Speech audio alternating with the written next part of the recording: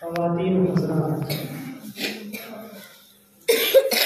سب سے پہلے اس مبارک موقع سے میں ان تمام لوگوں کا شکریہ ادا کرنا چاہتا ہوں جن لوگوں نے اس پروگرام کو منعقد کرایا ہے، اور اللہ سے دعا کرتا ہوں کہ اللہ تبارک و تعالیٰ اس پروگرام کو کامیاب بنائے اور اس طرح کے پروگرام کرنے کی اور اس میں تسلسل برتنے کی توفیق عطا فرمائے۔ اس پروگرام میں بہت ساری موضوعات پر علماء کرام اپنا خطاب کریں گے۔ میں بہت ہی مختصر سی چند باتیں آپ لوگوں کے سامنے پیش کرنا چاہتا ہوں۔ امید کہ آپ لوگ بغور سماعت کریں گے۔ میں کوئی شعلہ بیان خطیب نہیں ہوں کہ آپ لوگ کوئی زیادہ امید لگا بیٹھیں۔ ہلکی پھلکی چند باتیں آپ لوگوں کے سامنے پیش کی جاتی ہیں۔ میں آج جس سلسلے میں آپ لوگوں کو بتانا چاہتا ہوں وہ آج کل ایک سلگتا ہوا موضوع ہے۔ یہ سمجھیے کہ سوشل میڈیا پہ اور بلکہ ٹی وی، اخبارات، ہر جگہ یہ موضوع چھایا ہوا ہے۔ یہ موضوع ہے اندھ وشواس کا، توہم پرستی کا، ضعیف الاعتقادی کا۔ کیا مطلب ہے ان سب چیزوں کا؟ اور خاص کر چونکہ خواتین یہاں موجود ہیں اور یہ چیزیں خواتین میں زیادہ پائی جاتی ہیں، مردوں کی بنسبت خواتین میں یہ چیزیں زیادہ پائی جاتی ہیں۔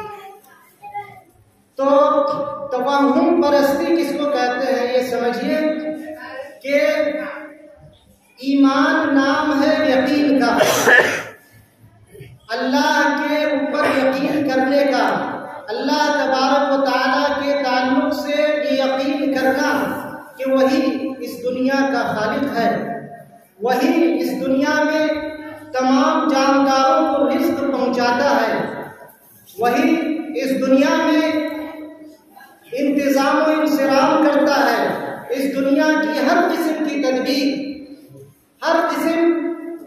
ہر آدمی کی ضروریات اگر کوئی پوری کرتا ہے تو صرف اللہ تبارک و تعالیٰ کی ذات ہے۔ وہی پیدا کرتا ہے اور وہی اس دنیا میں تدبیریں کرتا ہے۔ یعنی انسان اپنی محنت سے اپنی ضروریات یقیناً پوری کرتا ہے، لیکن یہ یقین رکھنا ہے کہ ہماری لاکھ محنتیں صحیح لیکن اللہ کی توفیق شامل نہ ہو تو ہم دنوں رات محنت کر کے بھی ایک پائی تک نہیں کما سکتے ہیں۔ یہ یقین رکھنا یہی دراصل توحید ہے۔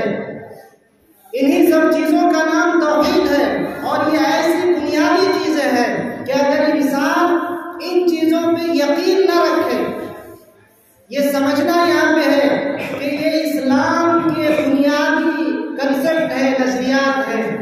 ہر مسلمان کو، چاہے مرد ہو چاہے عورت ہو، سب کو ان باتوں پہ یقین رکھنا ضروری ہے۔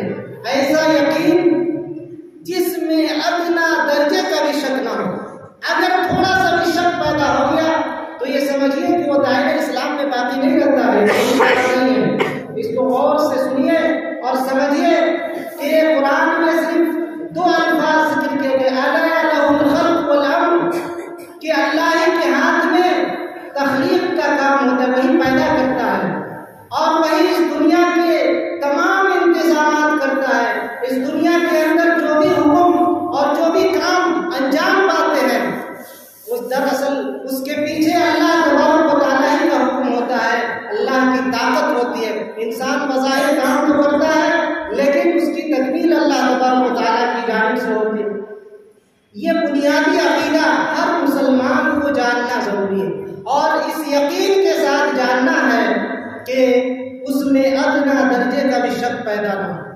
اگر اسی میں شک پیدا ہو گیا کہ فلاں شخص بھی ہمیں نفع پہنچا سکتا ہے، فلاں ولی، فلاں بابا، فلاں بزرگ اور فلاں پیر، فقیر، مرشد، درویش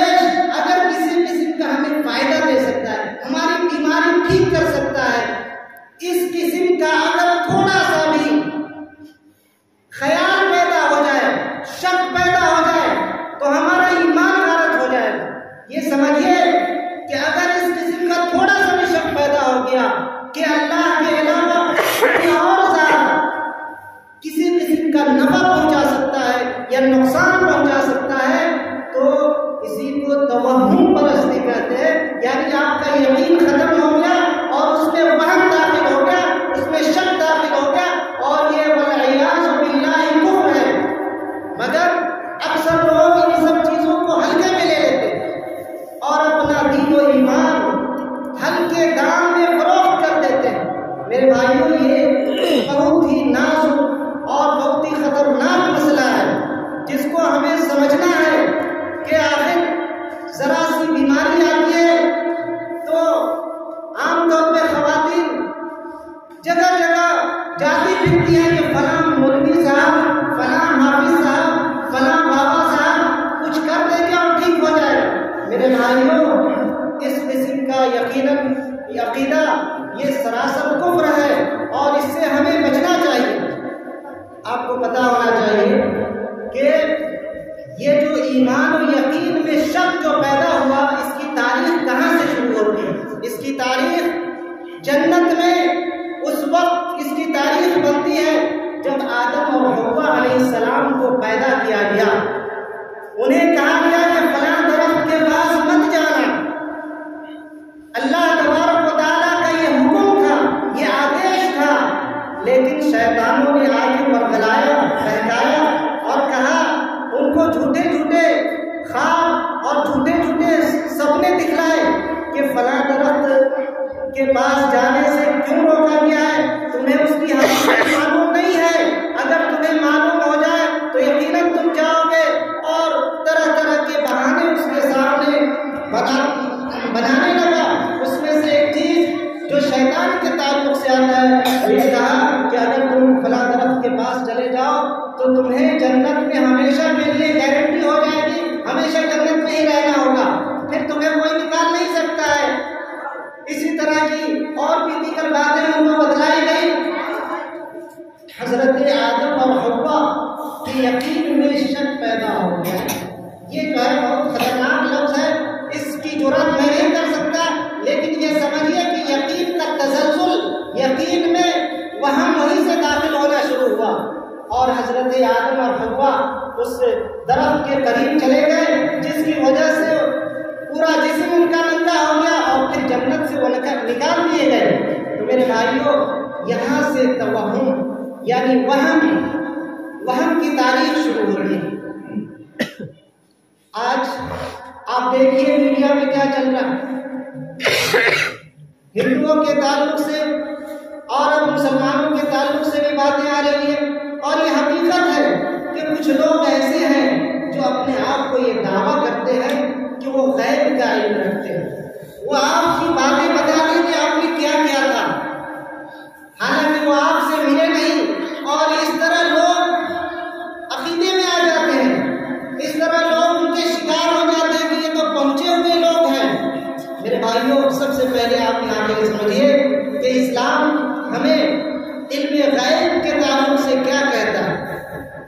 اسلام کا یہ عقیدہ ہے کہ اگر کوئی آدمی اس دنیا میں علم غیب کے عقیدے, علم غیب کا دعویٰ کرتا ہے, وہ یہ کہتا ہے کہ کسی کی ماضی کی بات وہ جانتا ہے یا کسی کے مستقبل کی بات وہ جانتا ہے, تو ایسا شخص کافر ہے.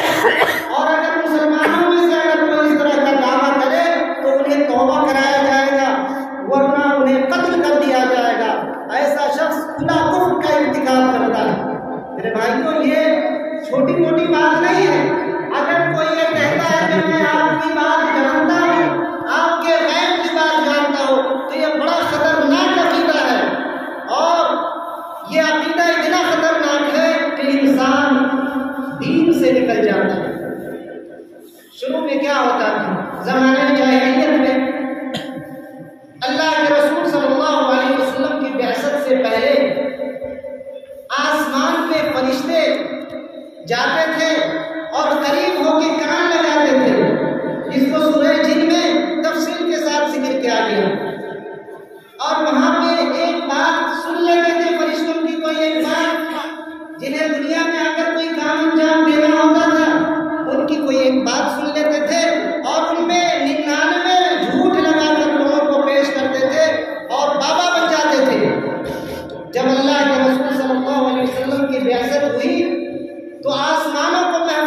دیا گیا، اور جب شیطان اوپر جانے لگے تو ان کے اوپر یہ جو ستارے ہیں، ستاروں کا ایک کام اللہ تبارک و تعالیٰ کیا لیتا ہے وہ آپ کو پتا ہے۔ یہ جو شیطان جب اوپر جاتا ہے کام لگانے کے لیے تو ان کو ان ستاروں سے مارا جاتا ہے، اس آگ سے ان کو رجم کیا جاتا ہے۔ تو اب جو ہے اس کا سلسلہ کم ہو گیا۔ تو یہ اس قسم کے جو دعوے لوگ کرتے ہیں کہ میں غیب کی باتیں جانتا ہوں، کل تم نے کیا کیا تھا، تمہاری زندگی میں ایسی باتیں ہوئی، ایسا کرنے والا، ایسا کہنے والا انسان یا تو دنیا کا سب سے جھوٹا انسان، سب سے بڑا جھوٹا انسان ہے، یا کہ وہ شیطان اکبر ہے۔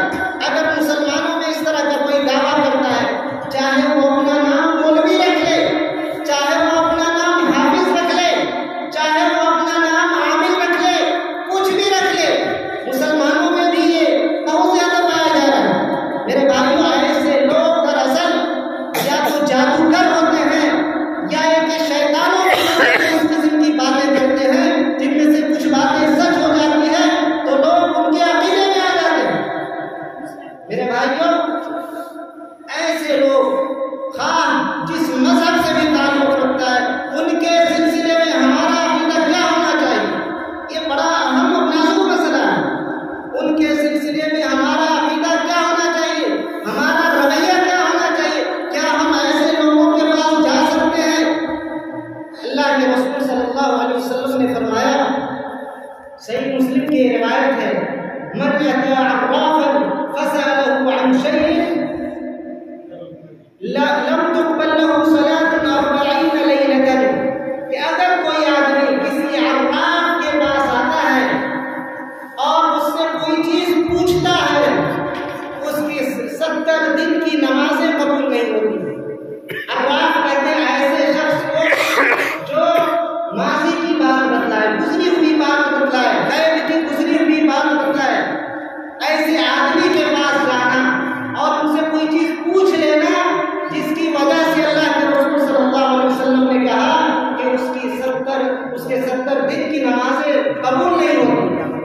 دوسری حدیث میں آیا، من اتا عرافا او کاہنا فصدقه بما يقول فقد كفر بما انزل على محمد، کہ اگر کوئی آدمی کسی عراف کے پاس آتا ہے، غیب کی خبر بتلانے والے کے پاس، یا ایسے آدمی کے پاس جو یہ کہتا ہے کہ میں آپ کے کل آنے والی چیزوں کو بتلاتا ہوں، ایسے لوگوں کے پاس آتا ہے اور ان کی باتوں کی تصدیق کر لیتا ہے، ان کی بات مان لیتا ہے، تو ایسے آدمی کے تعلق سے اللہ کے رسول صلی اللہ علیہ وسلم نے کیا کہا ہے سنیے، فقد کفر بما انزل علی محمد، ایسا شخص ان تمام چیزوں کا کفر کرتا ہے، ان تمام تعلیمات کا کفر کرتا ہے جو محمد پہ نازل ہوئی۔ یہ کوئی چھوٹی بات نہیں، صرف جا کے پوچھنے سے 40 دن کی نمازیں قبول نہیں ہوتی، اور اگر جا کے پوچھنے کے بعد ان کی بات آپ مان لیتے ہیں تو آپ دائرہ اسلام سے خارج ہو جاتے ہیں۔ یہ رسول کا فرمان ہے، کسی عام شخص کا نہیں، میں اپنی طرف سے کوئی بات نہیں کہہ رہا ہوں۔ میرے بھائیوں، اس عقیدے کو سمجھنا ضروری ہے۔ ہمیں ایسے لوگوں سے نہ صرف بچنا چاہیے جو اس قسم کا دعویٰ کرتا ہے کہ ہم غیب کی باتیں جانتے ہیں، بلکہ ایسے لوگوں کا بائیکاٹ کرنا چاہیے۔ ہمیں اجتماعی طور پر اس طرح کا اعلان کرنا چاہیے مسلم قوم کی سطح پر کہ ہم اس طرح کا عقیدہ نہیں رکھتے ہیں، ہمارے دین میں اس طرح کی چیزیں نہیں ہیں کہ ہم کسی بابا کی باتوں کو مان لیں، تاکہ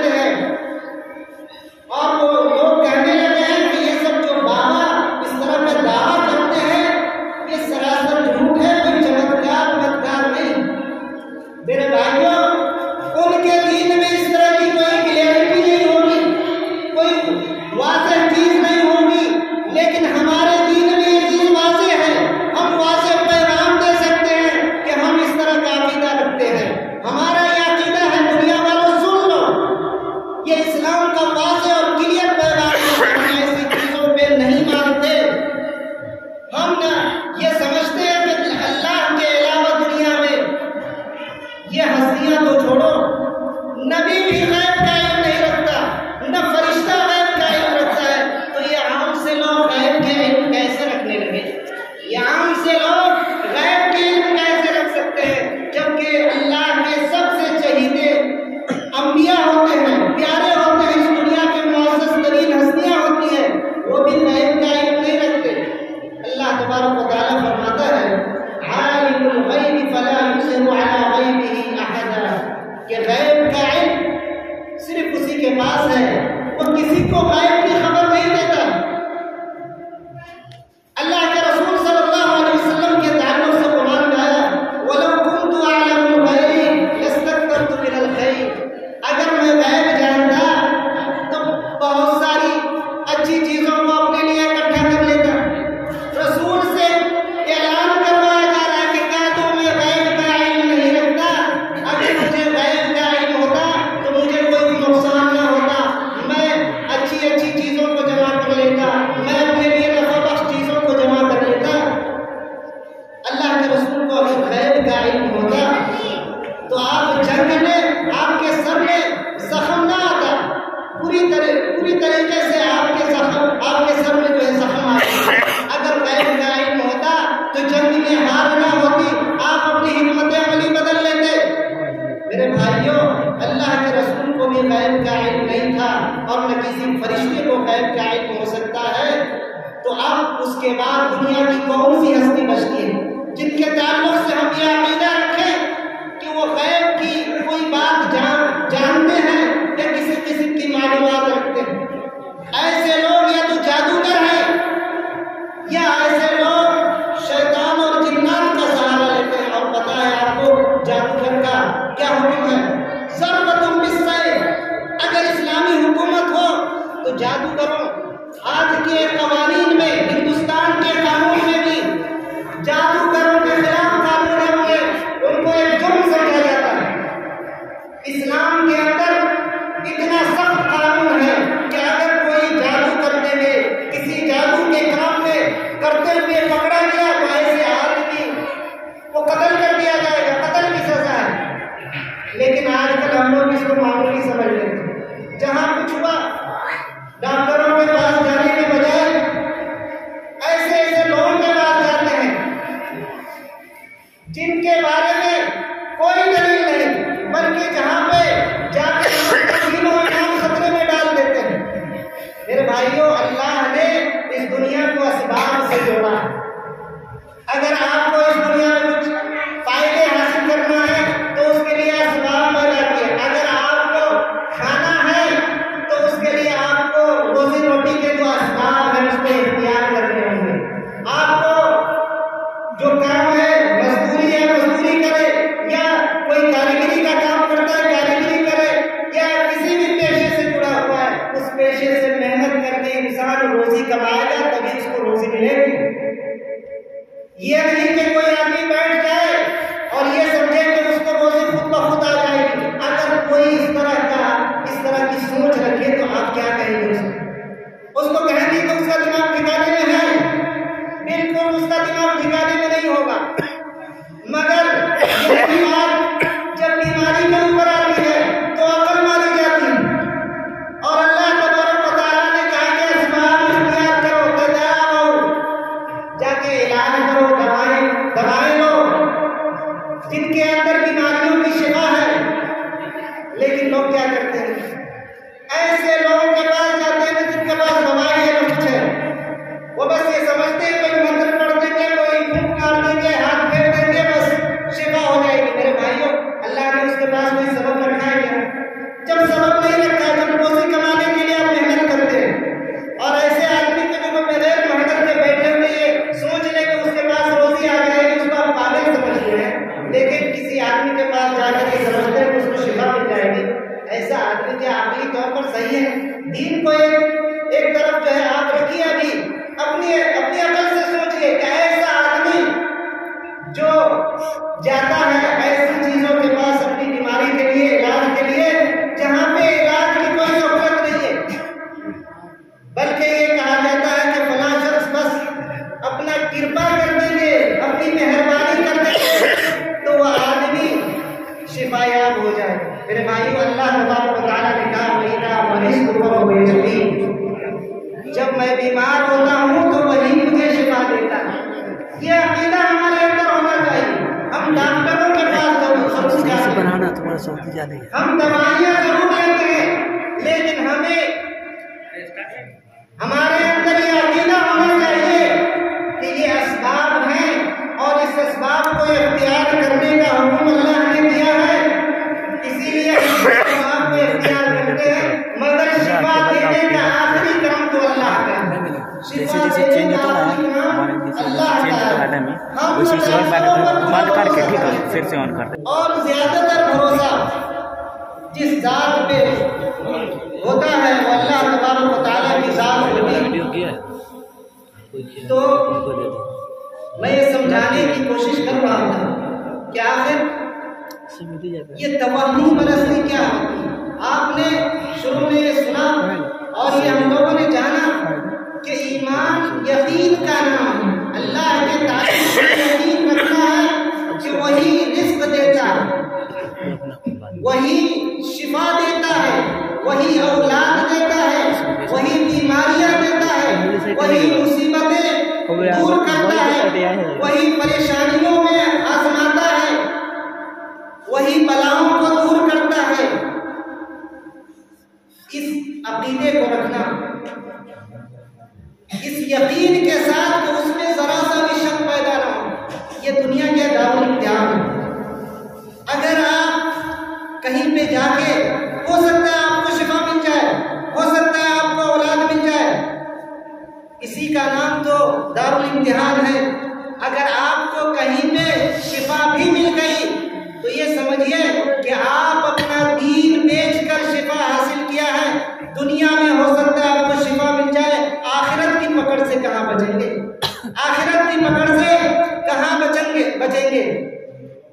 میرے بھائیوں، ہم تو اسی آخرت کی نجات کے لیے تو اس دین کو ہم نے اپنایا۔ اس دین کو اپنانے کا واحد مقصد ہمارا یہ ہے کہ دنیا کی تنگیوں کو ہم برداشت کر لیں گے، دنیا کی مصیبتوں کو ہم برداشت کر لیں گے، لیکن آخرت کی جو سختی ہے، آخرت کا جو عذاب ہے، آخرت کی جو پکڑ ہے، آخرت کی جو آگ ہے، اس آگ سے ہم بچ جائیں۔ یہ دنیا تو چند دن کی ہے۔ آپ جس دنیا میں جی رہے ہیں اس میں امیر ہے، غریب ہے، مالدار ہے، خوشحال ہے، سارے لوگ چند دن کی زندگی گزار کے اس دنیا سے چلے جائیں گے، چاہے بڑا سا بڑا امیر ہو اور چاہے غریب ترین انسان ہو۔ اس دنیا میں انسان کھاتا پیتا ہے اور بس سارا کچھ اس دنیا میں چھوڑ کے چلا جاتا ہے۔ امیر بھی جاتا ہے اسی قبر کے اندر اور غریب بھی اسی قبر کے اندر جاتا ہے، اور اس کے بعد اصل حساب کتاب کے بعد اس کا معاملہ اللہ کو پسند آئے گا، وہی اصل میں کامیابی حاصل کرتا ہے۔ وَمَنْ زُحْزِحَ عَنِ النَّارِ وَأُدْخِلَ الْجَنَّةَ فَقَدْ فَازَ وَمَا الْحَيَاةُ الدُّنْيَا إِلَّا مَتَاعُ الْغُرُورِ۔ اللہ تبارک و تعالیٰ کہتا ہے کہ جو آگ سے دور کر دیا جائے، وَمَنْ زُحْزِحَ عَنِ النَّارِ وَأُدْخِلَ الْجَنَّةَ، جو آگ سے جہنم سے دور کر دیا جائے گا اور جنت میں داخل کر دیا جائے گا، اصل تو وہی کامیاب ہے۔ دنیا میں ہو سکتا ہے امیر ترین بن گئے، دنیا میں ہو سکتا ہے آپ بڑے سے بڑے معزز انسان بن گئے، اپنے آپ کو کامیاب سمجھنے لگے، لیکن اللہ تبارک و تعالیٰ ایک معیار دے رہا ہے، کسوٹی کہ کامیاب کس کو کہتے ہیں۔ کیا دنیا میں بہت زیادہ جہاں حشمت حاصل کر لینا، مال و دولت حاصل کر لینا، عزت اور وقار حاصل کر لینا اس کو کامیابی ہے؟ نہیں۔ اللہ تبارک و تعالیٰ نے کیا کہا؟ فَمَنْ زُحْزِحَ عَنِ النَّارِ وَأُدْخِلَ الْجَنَّةَ، جو جہنم سے دور کر دیا جائے گا اور جنت میں داخل کر دیا جائے گا، فَقَدْ فَازَ، اصل میں تو وہی کامیاب ہے۔ تم لوگوں نے کچھ اور سمجھ لیا تھا، میرے پاس یہ پیمانہ ہے کامیابی کا۔ اگر آپ کو دیکھنا ہو کامیاب انسان تو آپ اس کسوٹی پہ دنیا والوں کو تولیے اور دیکھیے کہ وہ اس کے پاس دین کی کتنی معلومات اور دین پر وہ کتنا کاربند ہے، عمل کرتا ہے، اور اس کے حساب سے آپ فیصلہ کر سکتے ہیں۔ پورا پیپر آؤٹ ہے، جو انسان آخرت میں ہونے والا ہے اس کا پیپر آج آؤٹ ہے۔ نظام میں پیپر آؤٹ ہوتا ہے تو ہنگامہ ہو جاتا ہے. اللہ نے پیپر آؤٹ کر دیا, کہہ دیا ہے کہ یہ ہمارے پاس سوالات ہیں, دیکھ لو کسوٹی پہ تول کے دنیا میں کون کامیاب ہے. ہم اپنے خیال سے بہت سو کو کامیاب سمجھتے ہیں, فلاں آدمی گاڑی میں گھومتا ہے بڑا کامیاب ہوگا. میرے بھائیوں, کامیاب اصل وہ ہے جو دین کو حاصل کیا, دین پہ چلا اور جنت کا حقدار بن گیا, جہنم سے چھٹکارا پا گیا. فمن زحزح عن النار وادخل الجنة فقد فاز وما الحیاۃ الدنیا الا متاع الغرور. یہ دنیا تو دھوکے کا سامان ہے. اللہ تبارک و تعالیٰ کیا کہا کہ یہ دنیا تو دھوکے کا سامان, اس کے لیے ہم اتنا جیتے ہیں. اس کے لیے اگر تھوڑی سی بیماری آ جاتی ہے تو در مارے پھرتے ہیں, حلال حرام سب کو چھوڑ دیتے ہیں, کوئی پرواہ نہیں کرتے کہ یہاں جائیں گے تو کیا شرک ہوگا, یہاں جائیں گے تو ہو سکتا ہے اللہ آزمائے ہے, صحیح ہو سکتا ہے اس بیماری میں ہماری موت ہو جائے, لیکن اللہ کے یہاں اللہ کے امتحان میں تو کامیاب ہو جائیں گے. میرے بھائیوں, اصل امتحان میں کامیابی آخرت کی کامیابی, اس لیے آخرت کے لیے ہمیں تیاری کرنی. اور آخر میں یہ کہوں گا کہ یہ جو بیماری ہے, یقین میں شک کا, توہم کا, عقیدے کی کمزوری کا ہم تمام میں ہے, لیکن خواتین میں کچھ زیادہ ہی پایا جائے. خواتین کا دل کیا ہے, بہت زیادہ نازک ہوتا ہے, اور ان کے اندر کیا ہے, دین کی معلومات بھی کم ہوتی ہے. تو اس کو کیسے اس کا علاج کیا جائے. اگر کسی کے اندر شک پیدا ہو جائے, اگر کسی کے اندر لگے کہ کیا تو ٹھیک ہو گیا, ہم بھی ٹھیک ہو جائیں گے, اگر اس طرح کی بات پیدا ہو گئی, یہی خطرناک چیز ہے. اور اس کا علاج کیا جائے. اللہ کے رسول صلی اللہ علیہ وسلم نے فرمایا, ان الطیرۃ شرک وما منا الا ولكن اللہ یذهبه بالتمتع. کہ بدشگونی لینا, دل میں غلط خیال پیدا کرنا, اس طرح یہ شرک ہے. بدشگونی لینا شرک ہے, اور یہ بہت سارے انسان کو پیش آتا ہے, لیکن اس کا علاج یہ ہے کہ وہ اللہ پر بھروسہ کرے. اس کا علاج کیا ہے, اللہ پر بھروسہ کرے. زمانے جاہلیت میں یہ ہوتا تھا کہ جب انسان کسی سفر کا ارادہ کرتا تو پرندے کو اڑاتا تھا. اگر پرندہ سامنے اڑ گیا تو یہ سمجھتا تھا کہ ہمارا سفر جو ہے شروع ہوگا کامیاب. نہیں, یہ پرندہ جو ہے اڑانے کا ایک رواج تھا. اگر دائیں اڑ گیا تو یہ سمجھتے تھے کہ ہمیں سفر میں کیا اچھا سفر ہے, کامیاب رہے گا.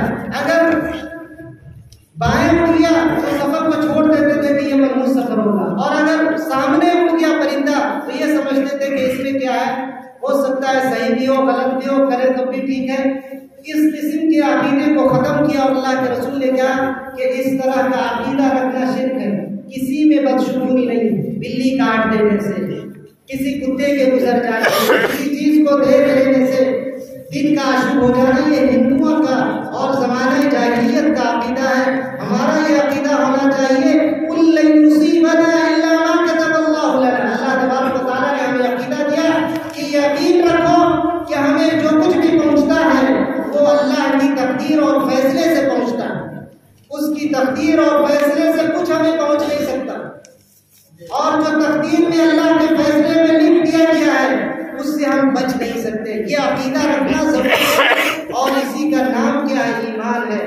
اسی پہ میں اپنی بات کو ختم کرتا ہوں, اور اگر کچھ زیادہ بہت لے لیا تو میں معافی چاہتا ہوں. اور اللہ تبارک و تعالیٰ سے دعا ہے کہ اللہ تبارک و تعالیٰ ہمارے دین کو مضبوط بنائے. اللہ تبارک و تعالیٰ ہمیں دین کی تعلیمات کو حاصل کرنے کی توفیق عطا فرمائے.